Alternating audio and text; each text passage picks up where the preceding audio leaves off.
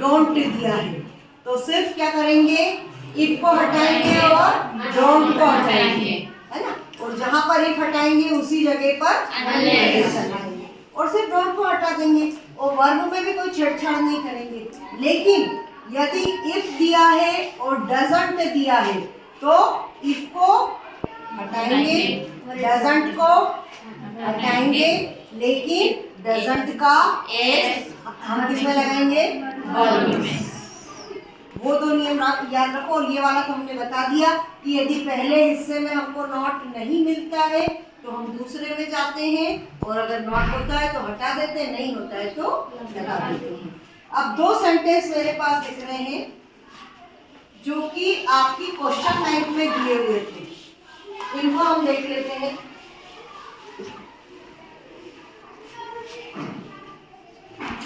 ये सेंटेंस दिया है,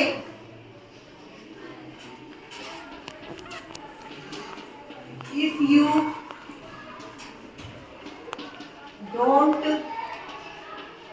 come to school regularly, you won't learn your lesson। सरल है ये? अच्छा बताओ, इसमें बहुत दिमाग लगाना है क्या? नहीं लगाना है, ये बिल्कुल सबसे सरल है। क्योंकि आपको क्या करना है, कोई बच्चा आए और बताए क्या करेंगे, आओ चलो, क्या क्या हटाएंगे, इफ हटाओ, हटाओ, उसको गोला लगा के हटा दो, इफ हटाएंगे और क्या हटाएंगे, और कुछ हटेगा, और फिर हम कहाँ जाएंगे, आगे कुछ चेंज करेंगे क्या, उसको देखना पड़ेगा क्या हमको? नहीं, नहीं। अगर हमको यहाँ नॉट मिल जाता है तो हम आगे बिल्कुल भी नहीं जाएंगे। ठीक है, चलिए। तो अब इसका आंसर क्या हो जाएगा? इसका आंसर हो जाएगा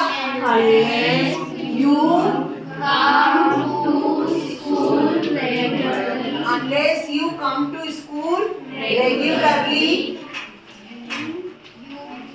you won't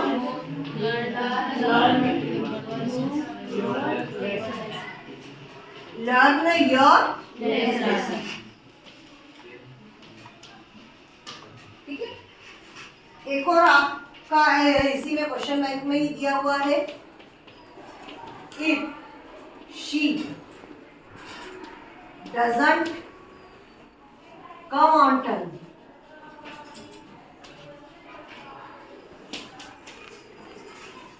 the teacher will punish her। The teacher will punish her। सोच लिया आपने क्या करना होगा?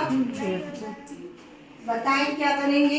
इफ को हटाएंगे, इसकी जगह पर unless she अब does not को हटाया, लेकिन लगेगा? Yes ma'am।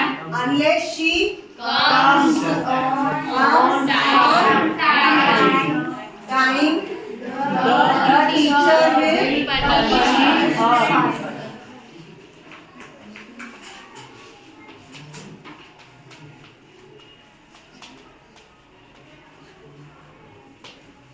ये आपके क्वेश्चन बैंक में दिया था, आगे अच्छे से समझ में? yes, एक दो और देखें क्या सेंटेंस? एक दो और देखें कि आगे आपको समझ में? अगर आपको नॉट आगे मिल जाता है तो हमको किसी भी स्थिति में आगे नहीं बढ़ना है।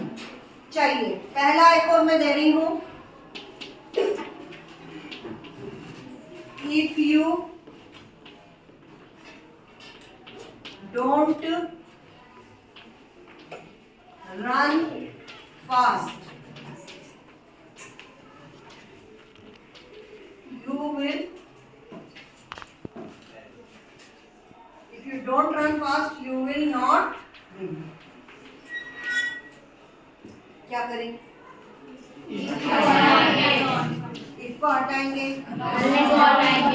सिर्फ नॉट को हटाएंगे, डोंट को भी हटाएंगे, है ना?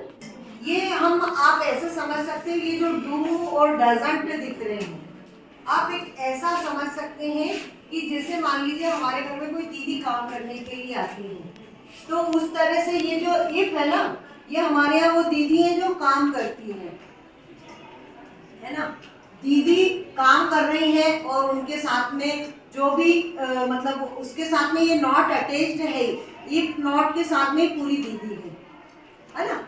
ये जो इफ आ रहा है, ये देखिए, इसको मैं बता देती, इफ हो गई आपकी दीदी जो भी आपके घर में काम करने आपकी मदद के लिए आते हैं, और ये डोंट या डजंट, ये एक तरह से क्या है, उनके बच्चे। तो जब ये इफ हटेगा, जब दीदी जाएंगी घर से काम करके, तो क्या वो अपने बच्चे छोड़ के हमारे घर जाएंगी? नहीं। तो क्या करती है, जब दीदी जाएंगी तो अपने बच्चे को साथ में लेके जाती है। तो गई है जब इफ के साथ में, जब अनलेस आया, दीदी ने सफाई कर दी तो दीदी चली गई, तो इफ के साथ में डोंट को भी लेके चली गई। डू भी उनका बच्चा है और नॉट भी उनका बच्चा है, दो बच्चे लेके आई और दोनों बच्चे लेके चले गए। अब अगर यहाँ पे हुआ इफ और डजंट, तो यहाँ पर क्या करके गई वो? ये तो दीदी है, ये तो जाएंगी, एक और उनका जो नॉट है वो बड़ा प्यारा बच्चा है, तो उसको तो वो वैसे ही ले गई। लेकिन ये जो एक और जो डज वाला बच्चा था, ये जो डज वाला बच्चा है, ये छोटा बच्चा है, तो ये क्या करता है कि गंदगी भी कर जाता है, तो इसका ये जो एस रह जाता है वो यहीं रह जाता है, तो वो यहाँ पर छोड़ के चला जाता है अपनी गंदगी। ठीक है, कुछ खेलेगा, कुछ गंदा कर जाएगा, कभी सुसु पोटी भी कर देगा, तो वो क्या हो जाएगा, यहाँ पर छूट जाएगा, है? तो दीदी आएंगी, तो दीदी कौन है? इफ। और बच्चे कौन से हैं उनके? दो बच्चे हैं, दो बच्चे तो हमेशा रहेंगे, नॉट तो रहेगा ही रहेगा, नॉट तो उनका प्यारा बच्चा है, नॉट को तो वो छोड़ती ही नहीं, नॉट उनका बहुत प्यारा बच्चा है। पर कभी तो वो डू को लाती है और कभी जब वो डू को लाती है, तो चूंकि डू भी बड़ा बच्चा है उनका, तो डू और नॉट को तो साथ में लेके ऐसे ही चली जाती है। लेकिन जब वो डस को लेके आती है, तो डस उनका है छोटा बच्चा जो कि शैतान बच्चा है, तो जब वो जाता है तो वो अपना एस यहाँ पर छोड़कर चला जाता है। आगे समझ में? Yes ma'am.